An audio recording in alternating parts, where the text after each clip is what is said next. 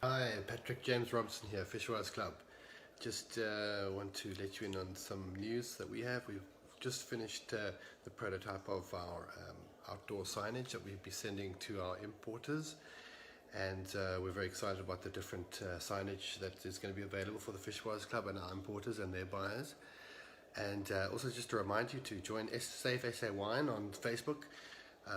Our media partner Will Morea, he's doing a great job highlighting the plight of the South African wine industry since the prohibition and the damage it's caused, and rallying all the wine estates together and joining forces to do some good for the wine industry. So yeah, that's Safe SA Wine on Facebook. Join up and join an incredible movement. But just want also to let you know about our show you our wonderful signage. This is the first prototype, and I'm just going to turn the camera around so that you can see it. It's really amazing. Yeah, the first one is a wall-mounted illuminated sign, and it looks like this. It's really, really lovely, and I'm just going to switch it on.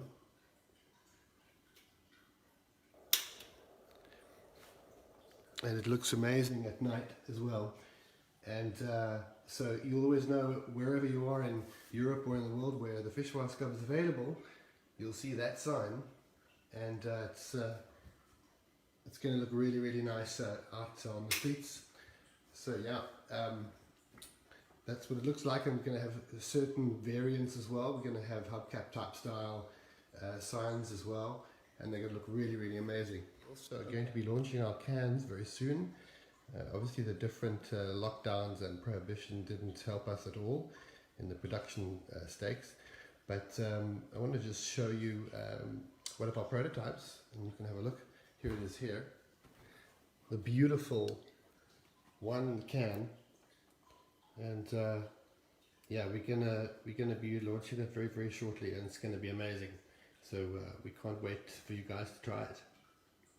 Cool.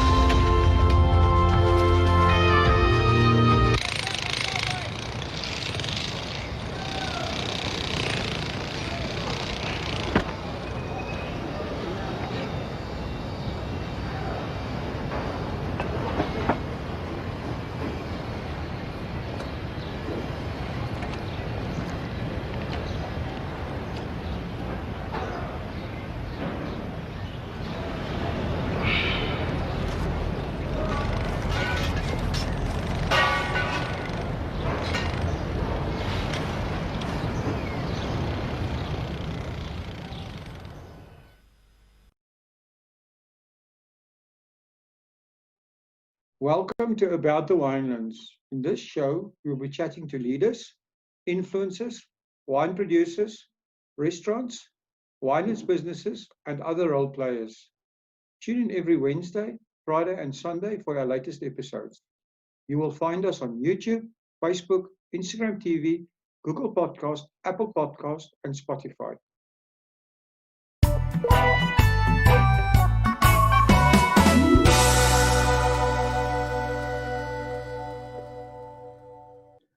Good day, everyone, and welcome back to About the Winelands. Today I'm speaking to Deidre Taylor. Deidre is the Sales and Marketing Manager at Kanonkop Wine Estate.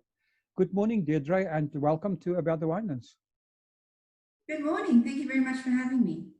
It is our pleasure. So, Deidre, I'd like to know, and I think our listeners will be interested to know, is tell us a little bit about yourself and how you became involved in the wine industry. I suppose, like all good things in life, the wine industry happened to me by accident. I grew up in Cape Town, and I moved to Stellenbosch to come to university, and I was studying, I enrolled to study industrial psychology. And I realized during the course that industrial psychology was not really for me, but I completed my degree. and of course got exposed to lots of wine along the way.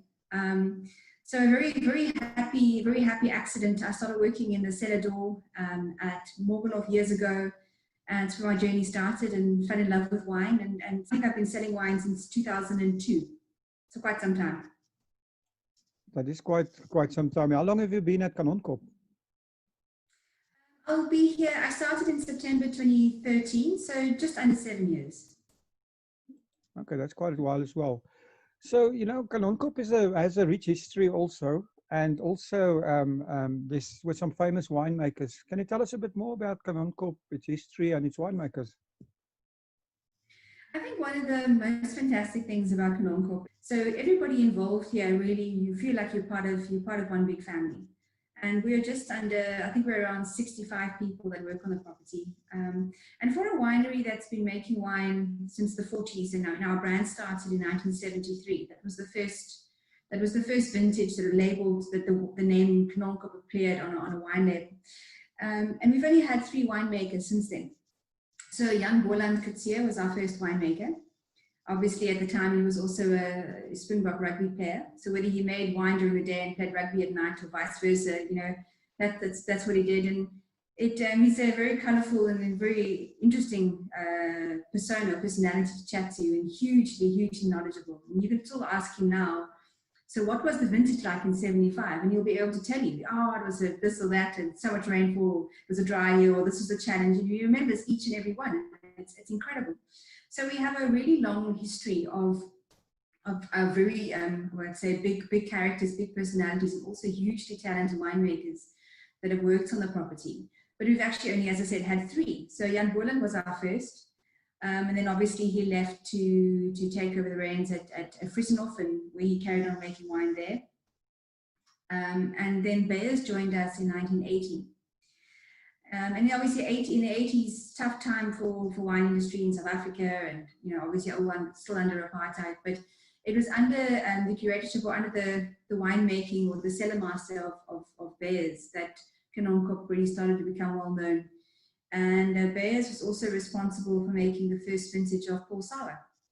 So Paul Sauer started in 81, which is our flagship Bordeaux blend, and he was the winemaker to make the very first one. And Beyers, you know, we still see him around on the property quite often. Him and Aubrey are really good friends, and you know, we do joint tastings with them. And often when I travel overseas, you know, we'll do pinotage masterclasses or pinotage events, and Kanonkop and Beyers Cliff would be involved. So he's very much sort of a presence on the property, and we see him often. And also a very personable guy. He's incredibly good storyteller, and he's very engaging, and people can relate to him. So on top of being a great winemaker, he also has a great personality that people love to chat to and enjoy. And Beyers was our winemaker up until 2003. And then Aubrey joined. Aubrey, who's our current winemaker, was actually making wine at Swartland Co-op. And Beyers met him, and he brought Aubrey on as his assistant in 2002. And then Beyers fell ill over harvest. So Aubrey ended up doing the 2003 vintage on his own. And then Beyers later left, and he went over to Beyers Cliff. And Beyers Cliff at the time was a winery and a cellar that the owners of Kanonkop and Beyers owned together. And then later the Crickers sold off their portion. But so Beyers, effectively, he went over to his own winery, which he still has today. And then Aubrey took over as winemaker from 2003, and is our winemaker still today. So for a winery that's been making wines for all these years, only to have 3 winemakers is really significant from a legacy point of view, from a consistency of style point of view, but also from a great understanding of what the property and what the vineyards have to offer. You know, a vineyard, it takes a long time for you to understand what one particular vineyard is going to give you. You know, what a dry looks like versus a wet season, what cover crops work well, and then, you know, which vineyards do you combine best, what barrels to use, what barrels you combine best. So I think Aubrey has an incredible knowledge of the property, and that would be difficult to pass on. And it takes personal experience and working with all of those elements for many years to have a true understanding. And that's part of what makes Kanonkop so successful. And the other thing is that each of those winemakers have made a Kanonkop style of wine. They haven't made their own style, if I could put it that way. So if you taste through 40 years of Kanonkop wines, and you didn't know where one winemaker finished and another started, you'd be hard pressed to find, you know, where one winemaker started and the other one finished, because there's such an incredible consistency and Kanonkopness, consistency of style through all of those wines. So the Kanonkop is a family-owned winery. Johan and Paul Kricher that own the property, two brothers, and they inherited the farm from their mom, who was a Sauer, and her father was Paul Sauer, and his father was J.W. Sauer. So it's a fourth generation family property that passed from the Sauer to Kricher family through marriage, and we've always kept things quite simple. And a simple, I don't mean in a lack of complexity way. I just mean that we're really focused. And Johan always stipulates, you know, that his ethos. You know, he talks about being back to the future. So he does what he does well. We do what we do well. We don't try and reinvent the wheel. We don't have restaurants, hotels, you know, big events, big functions. That's not what we're about. We're a winemaking property. We have a great cellar. We focus on red wines, and even more so, we focus on two great varieties, Pinotage and Cabernet. So we like to keep things quite simple and uncomplicated, and focus on what we do well. And I think that's had a very big impact on the business and on the cellar and how we do things. And I think it also puts us a little bit aside from some of the wineries that do a whole host of things. I mean, you could find wineries that do everything from sparkling to port, sweet and dry, white and red, and that becomes difficult and it becomes complicated when trying to bring across a brand message and trying to build a portfolio. So I've always enjoyed Johan's approach in that, is that we do what we do and we do it well and to the best of our ability. And if we do something that we can't do best, we just stop doing it, basically. So in the 80s, we were a complete fruit salad. We grew Sauvignon and Chenin and Pinot Noir, it was decided that we were never going to make the best Sauvignon. We were never going to make the best Pinot Noir. So why try? Stop, focus on what we do well, and build success on it. And I think that gives you some idea of the background and where we've come from. And if you look at our portfolio, we make the most wines now we've ever made. So we have a rosé, which is the only non-red, which is made 100% from Pinotage in the Cadet range. Then we have the Cape blend, which was the original Cadet. It came out as Cadet Dry Red or Druroy, and it was effectively everything not good enough to be part of the top estate wines. And the first vintage we made of the Cape blend was 1985. Then we released the Cadet Pinotage in 2013. And now, last year, we released a Cadet Cabernet Sauvignon for the first time, which is currently exclusive to Woolworths and to our cellar door. And then in the estate wines, we have the estate Pinotage and Cabernet, which were the first two wines we made. Both started in 73. The Paul Sauer, as I mentioned, in 81. And then the Black Label Pinotage, which is a single vineyard Pinotage, which we released for the first time in 2006. Wow, that's awesome. What's very interesting is how congruent the wines have been over the years, and which brings me. You touched on it a little bit, but I would like you to say a little bit more about, why do you think this has been so congruent? It has to be in the winemaking philosophy somehow. So how would you actually summarize your winemaking philosophy at Kanonkop? You know what Aubrey always says, and if you chat to Aubrey and Johan, is when Aubrey started here, he was told that if you come to Kanonkop, you make Kanonkop wine. You need to make the wines in the style and that this property brings about. So he followed on from where Bears left off. The vineyards we farm, obviously we look for improvements, but we make wines to age. We make wines in open fermenters. We use the same coopers for our barrels that we've been using since the 70s. I'm not saying we don't try and improve. Of course, Aubrey is consistently looking at how to make things better, how to improve quality. But stylistically, it's the same. We're not trying to reinvent who we are. We know who we are. We're very secure in who we are. And we try to improve and tweak but not to reinvent ourselves. And that's largely part of it. It's that strong philosophy of the who and what the property is. Oh, amazing.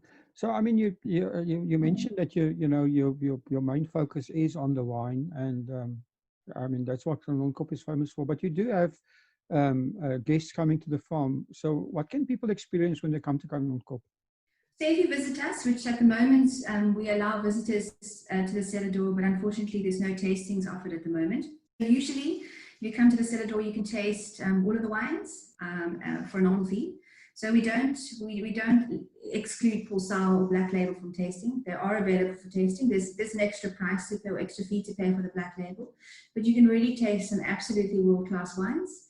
And then besides for wine tasting, we have an art gallery, and our art gallery is focused around local artists. Most of them come from the Western Cape, and we've done some really fantastic exhibitions in the gallery.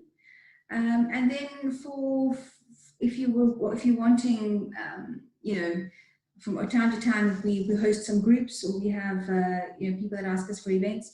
We have a small venue outside that we use for sloop rides. And even those sloop rides, they're done in the same way as we run everything else in the business. They're done personally. They're done by the family. So if you book a sloop ride at Kanonkop, it'll be Paul and Ilse or Johan and Marie that'll be cooking the food, preparing it for you. Ilse will make the soup patat and bake the bread in her kitchen, or Marie will. And you get to experience your evening with them and with wine, which I think is hugely unique. It's not a restaurant, there's no staff, it's just you and them, and a very sort of personalized experience on the farm. Well, that sounds fantastic. So, Deidre, in terms of your distribution of your wines, I mean, Kanonkop wines are available everywhere in South Africa and also overseas. Is your market breakdown in terms of South African and overseas? Where's your focus? We've always tried to look at the world as a whole.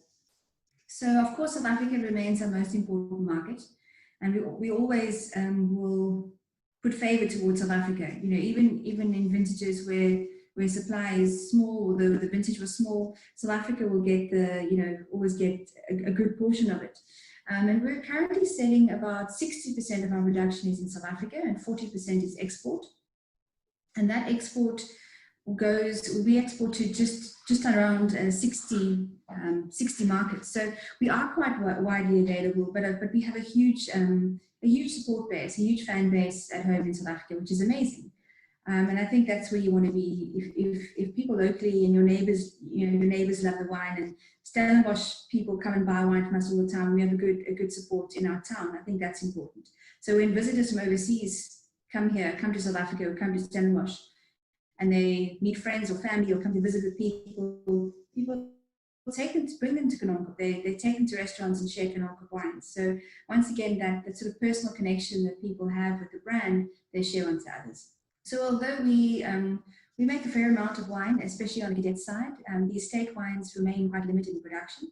And we try and be as fair as possible when it comes to sharing out those wines. So most of the wines are on allocation. So for companies that we've worked with for a long time, some of our import partners we've been working with for 20, 25 years. And they have a consistent supply, and it's important. You build a partnership with your importers. We have good relationships with them, and we're a part of their business and they're a part of ours. We won't be successful without them, and vice versa. And I think that's we have that understanding and that support. It's incredible. Oh, that's interesting. So, in terms of a place like Kanonkop staying relevant in a changing market, there's all kinds of new trends evolving. People are starting to eat less meat, and there's a whole bunch of vegans out there in the world. Do Kanonkop follow any trends, or are you looking at millennials as a new market, or do you just carry on with increasing the quality of your wines and that is reflected in your marketing? On the first point, quality wines made well and of high quality appeal to a large audience of people.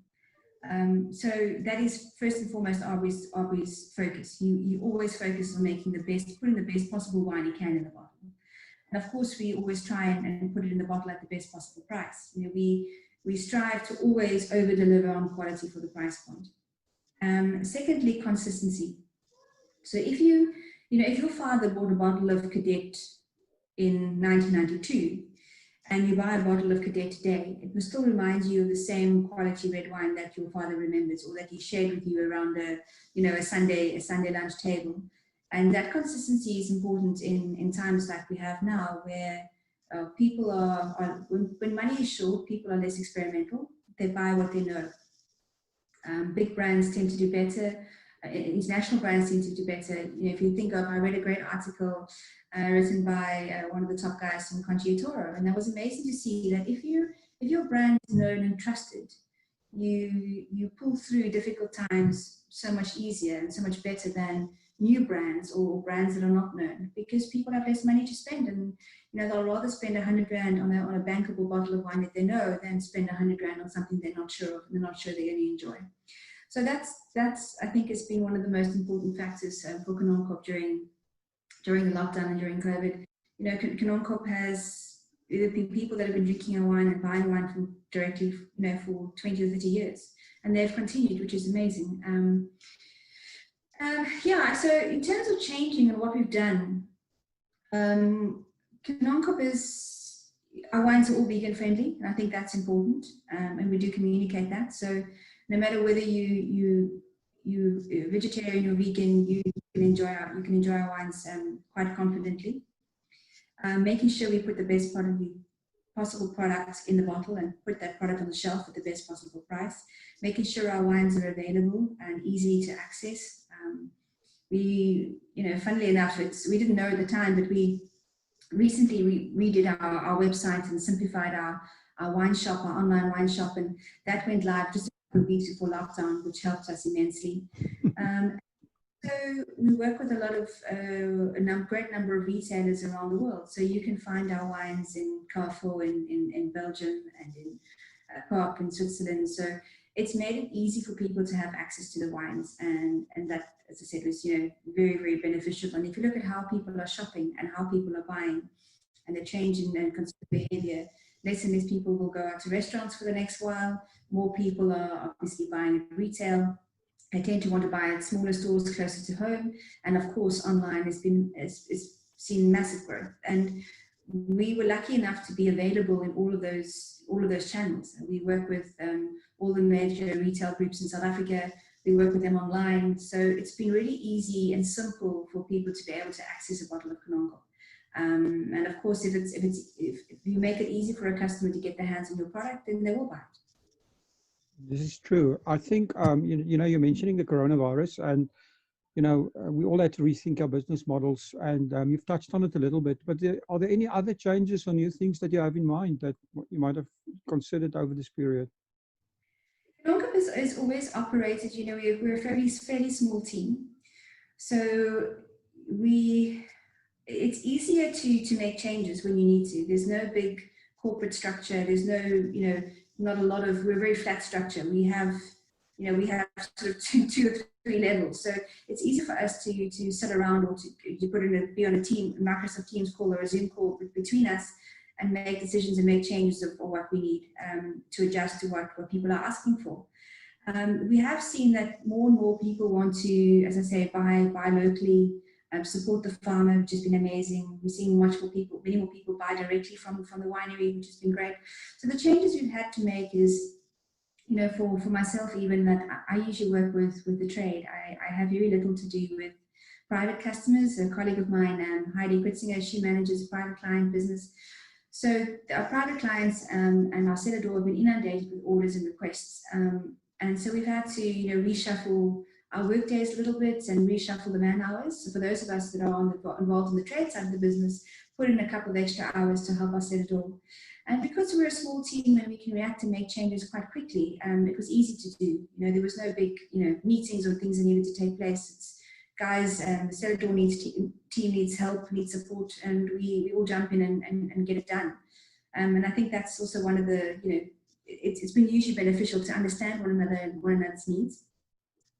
But other than that, our business was already designed in the case that we were not terribly. We had good on-trade exposure and a lot of restaurants that bought our wine, but we were mostly, most of the volume of our sales were in the retail sector anyway.